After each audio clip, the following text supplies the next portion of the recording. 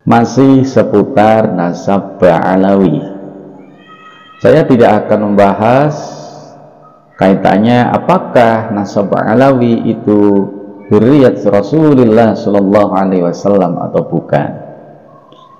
Terlepas dari itu, kita sebagai seorang muslim maka wajib saling nasihat dan menasehati.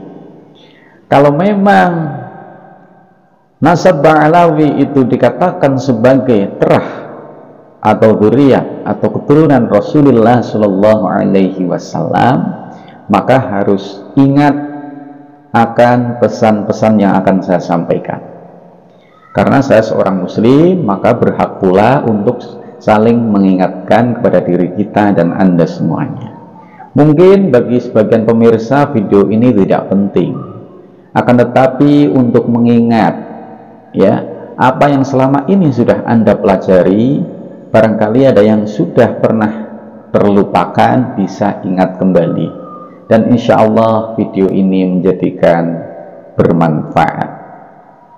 Sebagai wujud cinta ya kepada Ahlul Bait, barangkali Ahlul Bait saat ini yaitulah nasab Ba'alawi, maka hak saya untuk menasehati sesama muslim, mengingatkan kepada Anda, karena salah satu cara hormat kepada Ahlul Bait adalah membimbing ya Ahlul Bait atau mereka ke dalam jalan yang benar.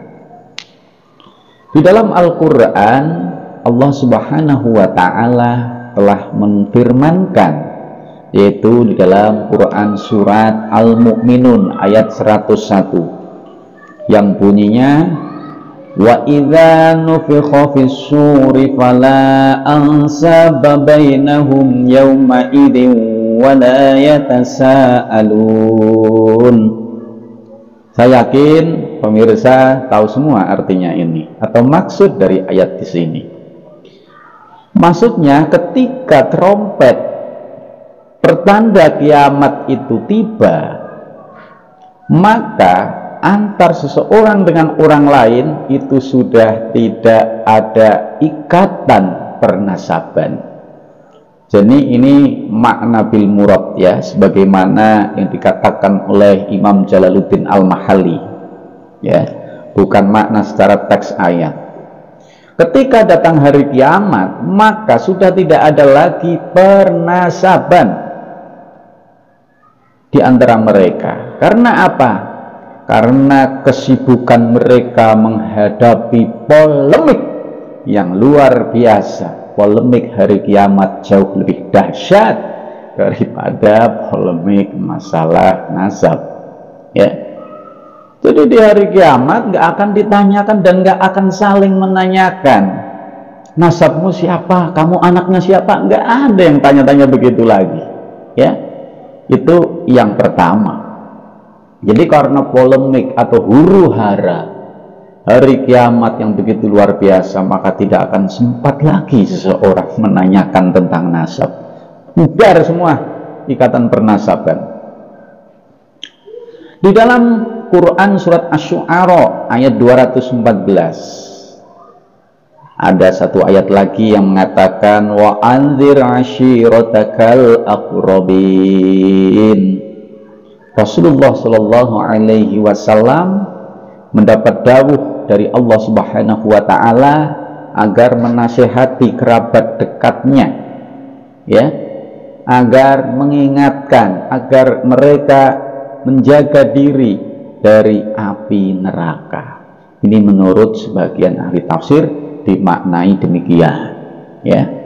Sehingga waktu ayat itu turun ya, ayat 214 Quran surat Asy-Syu'ara, Nabi Shallallahu Alaihi Wasallam mengumpulkan kerabatnya ya, Sofiyah binti Abdul Muthalib ya, Fatimah binti Muhammad Shallallahu Alaihi Wasallam, beliau kumpulkan.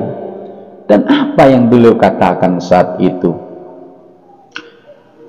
Wahai Fatimah binti Muhammad, wahai Sofiyah binti Abdul Muthalib, wahai Bani Abdul Muthalib, aku tidak bisa melindungi kalian sedikit pun dari siksa Allah Subhanahu wa ta'ala. Hanya saja kalian memiliki rahim atau kerabat yang aku akan terus jalin silaturahimnya di dunia ini. Itu kata Rasulullah Shallallahu Alaihi Wasallam. Sehingga ya, bagi Anda yang punya nasab orang besar, nasab orang soleh, mungkin sedikit bangga silahkan, tapi jangan sampai disombongkan, karena itu tidak menjamin keselamatan Anda di akhirat nanti. Ya, jadi pesan saya kepada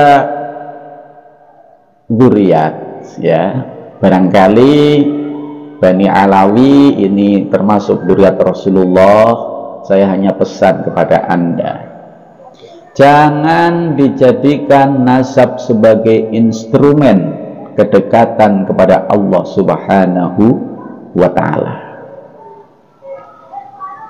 Ya, jadi bukan tolak ukurnya nasab itu.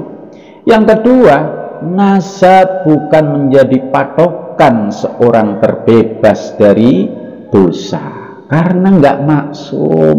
Ya, semua orang itu derajatnya di mata Allah itu sama. Yang membedakan hanyalah ketakwaannya kepada Allah Subhanahu wa ta'ala. Jadi barangkali ada para oknum yang menipu orang lain melalui faktor kenasabannya gitu ya. Ini hati-hati. Selanjutnya, Imam Al-Ghazali di dalam kitab Ihya Ulumuddin juga pernah menyampaikan pesan terkait dengan orang-orang yang menyombongkan nasabnya. Bahkan di situ langsung dicontohkan oleh Imam Ghazali, itu adalah Trah atau Alawiyah. Ya, kurang lebihnya begini teksnya: warubbama kana mustanadu rajaihim at-tamassuk bi salahil aba wa ulwi rusbatihim tahtiraril alawiyah binasabihim. Nah, ini sudah menjadi contoh sejak zaman Imam Al-Ghazali. Jadi yang artinya kurang lebih begini, Imam Al-Ghazali mengatakan,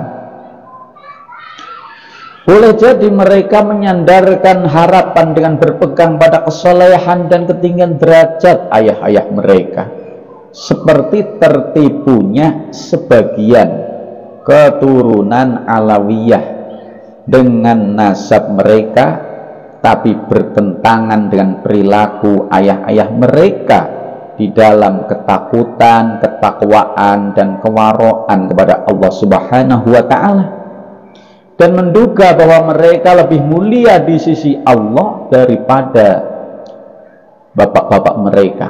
Padahal bapak-bapak mereka dengan derajat kewaraan dan ketakwaan yang tinggi tetap merasa takut siksa Allah Subhanahu wa ta'ala. Sedangkan mereka dengan perilaku yang amat keji dan fasik tetap merasa aman. Boleh jadi hal tersebut adalah puncak tipuan kepada Allah Subhanahu wa ta'ala. Ini yang mengkritik Imam Ghazali. Bukan akhir-akhir ini saja, tidak. Intinya silahkan ketika Anda mengaku sebagai dzurriyyat Nabi, dzurriyyat Rasulullah Sallallahu Alaihi Wasallam, boleh, tapi pertanggungjawaban Anda adalah di hadapan Allah Subhanahu wa ta'ala.